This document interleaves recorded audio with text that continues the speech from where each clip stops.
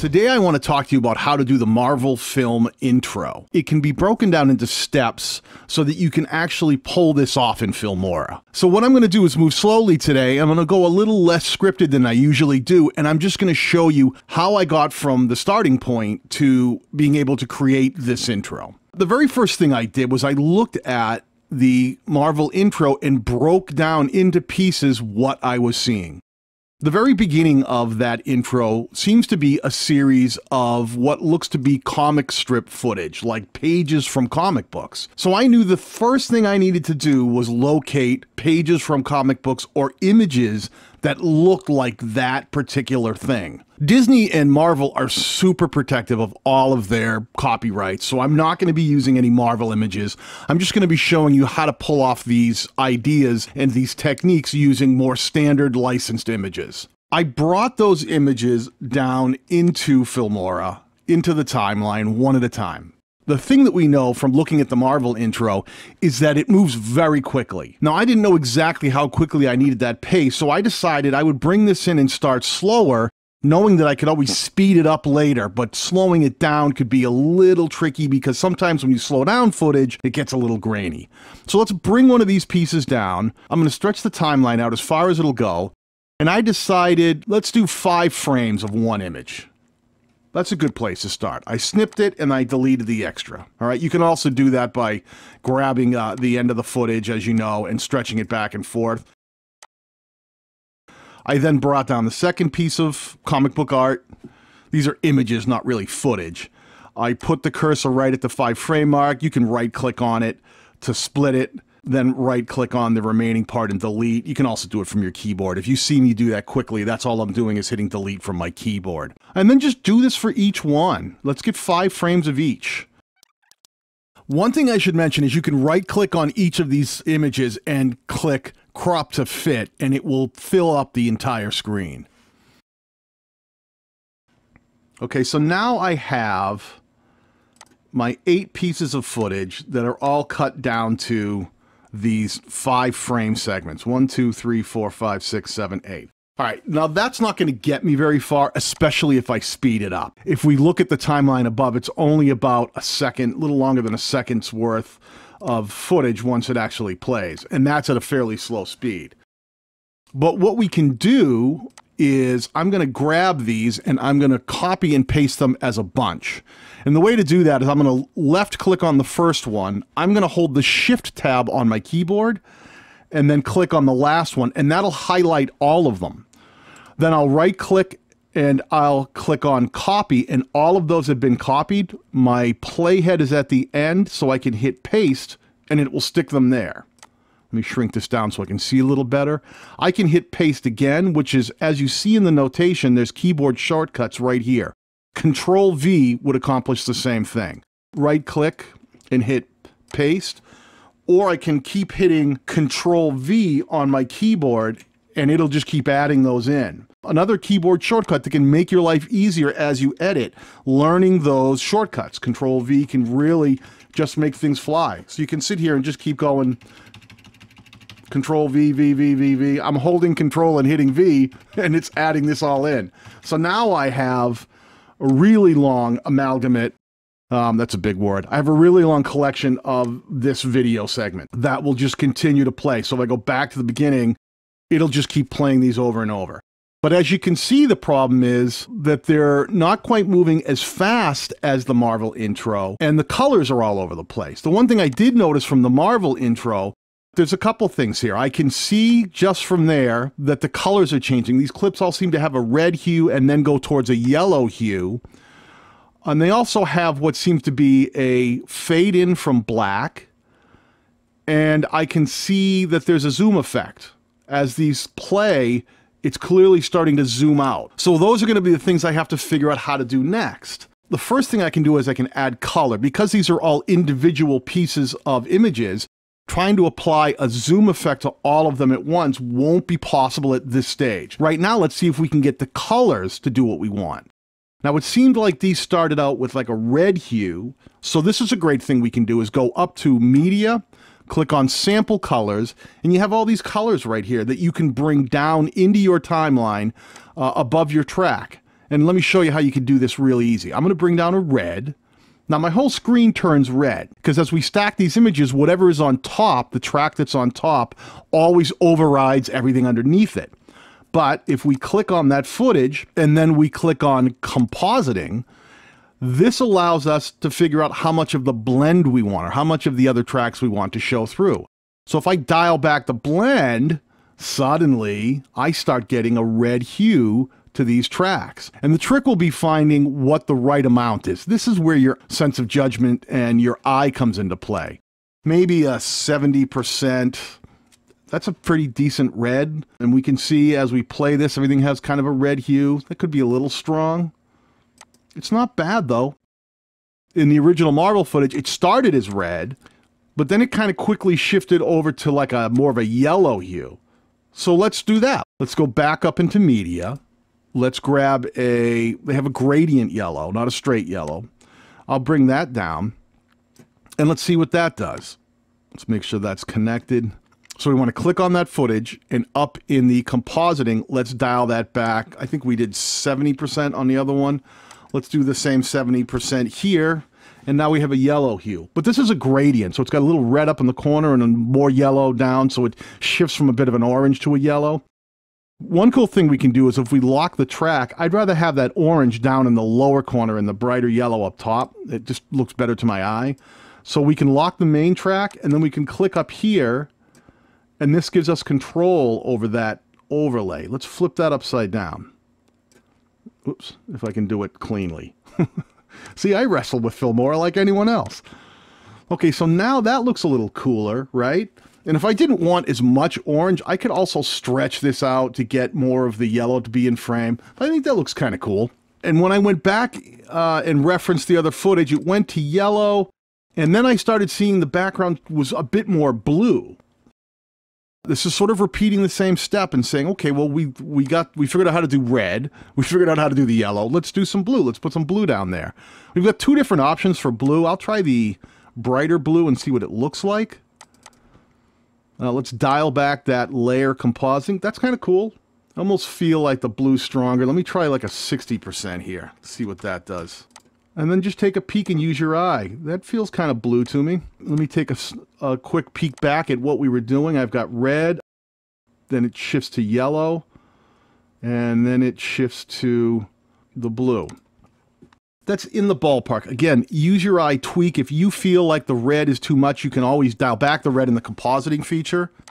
Maybe in the yellow, maybe it deserves to be a little stronger. You can see how it affects it. If we pull it back, it loses some of that luster. But it's just, use your eye. I'm going to leave that one at 70. But the problem we have right now, we're trying to figure out the length of these. I know watching this video clip, it starts with red at the very beginning, and that's very brief. And then it shifts to yellow, and then we have other characters come in and there's a blue background. What I'm going to do here is I'm just going to stretch the blue out, because I know there are other elements of superheroes that are going to be superimposed at this point, and I'll just take it to the end. That's much more footage than we need, but we can cut it down later. Another issue that I'm seeing is in the Marvel intro, it transitions from the red into the yellow and into the blue. And with putting these colors right on top, they just break. They go from red, and then immediately when it hits the yellow, it goes into yellow. And that's not exactly what we want. What we want is a transition. So the way we handle that is go into our transitions. And let's find the dissolve. It's right there. The minute I type it into this box. It's a quick way to find your transitions faster. This little box up here lets you search, so you don't have to scroll through. If you know the name of the transition, type it in. It'll pull it up. Let's bring a dissolve down from red to the yellow. And let's bring another dissolve down from the yellow to the blue. And we'll stretch this out to see if we like the pace. Is it too fast? Is it too slow? I see the red. There's a transition into yellow, looks pretty good, it's pretty smooth, and the transition into blue looks pretty good. And now what I want to do is I have to consider the next step, which is in this video, you can see it came faded in and there's a zoom effect. So to achieve that phase, I'm going to need to export that and come back to it. We call this a bounce, when we take what we have, send it out, and then bring it back into Filmora. So let's do that. Let's export this footage. I'm going to call this my Marvel intro bounce. if I can spell bounce. And what you want to do here, there's no sound, so I don't care about the audio settings. I want to get this up to a slightly higher frame rate. I want it at 30 frames per second. And the bit rate will really tell a lot about the clarity. It doesn't have to be super clear, but the stock 8000 kbps is no good for me. I'm going to boost that up for 40,000 kbps because I want a pretty crisp image because I'm going to take it out and bring it back in. So that's a higher resolution bounce we're doing. Let's figure out where we're bouncing that to, make sure you know where you're sending things to, and send it out. The more things I ask Filmora to do, the slower it's going to move. That's true of any video editing software. I would save this because I may want to come back and adjust it. So I'm going to save this project as, I'm going to call it the intro step 1. So now I'm going to create a second project. And in the second project, what I'm going to do is I'm going to go back to the video sections. So it was Marvel intro bounce. Let's grab that. Let's bring it in. And then let's bring that down to our timeline. See how it's sort of moving down here? That's Filmora working through the high definition clips. Let that motion finish in your timeline, and then we can start working with it. The first thing I want to do is we knew that this footage probably wasn't the right speed. Let's get this speed adjusted. That's a little slow. So to get the speed we want, let's right click on the footage. Let's click on speed and duration. You can use either the slider or punch in the numbers yourself, but I'm going to put 2. That'll double the speed. And let me see what that looks like. That looks a lot closer to what I was thinking the intro should look like. So what I would say from here is that looks pretty good. I like this. The other thing that we notice looking at the Marvel intro footage is that there is this zoom effect. So right click on your footage, click on crop and zoom, then click on pan and zoom. And now we know it was sort of zooming out, not in. The default setting is out, meaning the start screen is big, and then the interior screen where it ends is smaller, meaning that would zoom it in.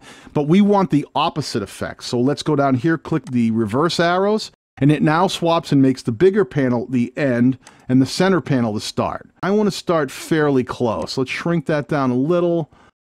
So somewhere in the middle here. Let's hit OK, and let's see what that looks like. Well, now that kind of gives us our zoom effect out. Though this zoom doesn't seem as intense as the zoom in the Marvel intro. And that may be because I've got a lot of footage, so it's doing this zoom over a very long period of time here. So what I can do is I can actually snip this right at a change. Let's pick, right when I see a change. Let me pan this out. I'm going to move frame by frame. There's a change right there. And I'm going to clip the footage. Now, when I clip the footage, when I have put a zoom effect onto the entire clip, what that does is it puts the zoom effect on each section, meaning this first section will zoom out to the split point, and then it'll start again and zoom out again. I think that achieves the effect that I want. I start close up, and then it zooms out and creates this effect. So all of this I'm liking so far. Now, I noticed that there was a fade in from the beginning, a fade in from black. The way you do that is click on one piece of footage, and you can either go to the last piece of footage, hold shift on your keyboard and click, and it'll highlight everything in between, or you can click on your piece of footage, hold control, and then click on other pieces of footage. That will allow you to move multiple pieces of footage at the same time. Good little tip for when you have a lot of pieces of footage and you're trying to stick something in the middle. It's a great way to get there. So we're talking about doing that fade in from black. Now here's where you can do that. Let's go back up to media and see these sample colors again. Let's grab black and let's bring that down and put it in the space we created. It only needs to happen very briefly. So let's shrink that way down. The two pieces of footage, bring them back in. So it goes black right into our footage. And what do we know? Just like we did with the other, we want that to sort of dissolve into it. So let's click on our transitions. And we've already got the dissolve feature pulled up because I used it last. It still has DIS up in the search box up here. So all I see dissolve, let's bring a dissolve down and let's place it right between the black footage and the first piece of the comic strip footage.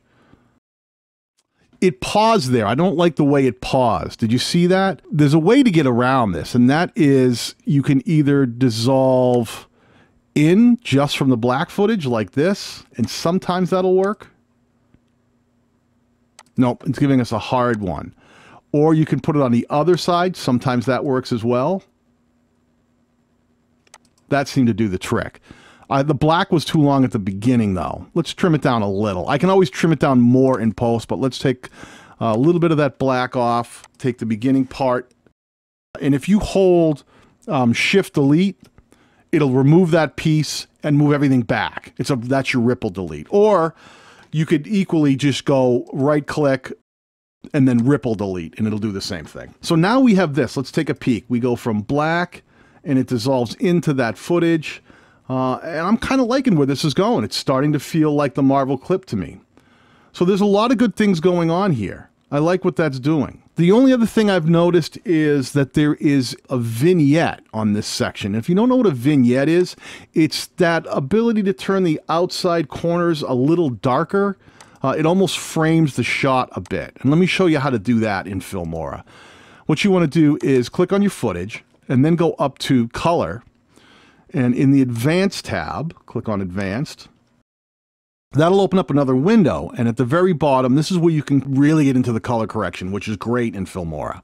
But there's a vignette option. And what you want to do is slide your footage in this fader right here a little forward in the scene so you know where you're at, past the black point. I'm in the fade still. So let's get past the fade. There it is. So that's where it's starting. This is that black fade in. So let's get past that. And let's use the vignette option. You can take amount, and it'll do different types of vignettes. See that getting darker? That's a darker vignette. Or you can do a reverse vignette where it actually gets lighter on the corners. We want the darker one. So let's dial that in a little bit. You can control the overall size of this. I just want the corners, so somewhere in there is probably good. You can control the roundness. That's actually kind of the shape of it, which is neat. This was kind of an oval that I noticed. It's very harsh. See how it goes right from the light to the dark? So that's where this feathering feature is really helpful. It sort of blends it more. So we're going to bring that feather way up so just the corners are slightly dark. And then you can do things like the highlight and exposure, but I don't need to change. I just wanted to add a little bit of dark and depth around the corners. We click on OK, and now we have that applied to this clip. So here's the settings I've used for this first clip, but I've split the clips and I actually want that to be in my blue clip as well, that part where the footage turns blue. So what I can do for these settings is hit Save as Preset and name it, and I'll just call it the Marvel Vignette, V-I-G-N-E-T-T-E. So now I can say OK. I can open up the second clip, highlight that, hit on the Advanced tab, Presets up top. I go down to my custom presets and you'll see the Marvel vignette. You can see it gets applied and I hit OK. So let's go back. Let's take a look at what we have. And we've got that intro section of everything, vignette, moving in, moving quickly. Very cool. So we want to actually save this. This is going to be the bed to which we layer other things on top of. So we'll start right here by, let's save this as, we're going to call this our intro step 2, and let's export this as well. Sometimes people get caught up in trying to do one project and make everything happen all at once, like there's one simple button to hit and suddenly you've got this massive effect. The reality is that video editing is a skill. It's something you have to learn. There is technique and there's an eye that you need to train. You need to really train the way you see things so that you are questioning yourself and coming up with answers that are right for you. If you'd like me to continue this series and show you how to make the rest of the Marvel intro, let me know down in the comments section below.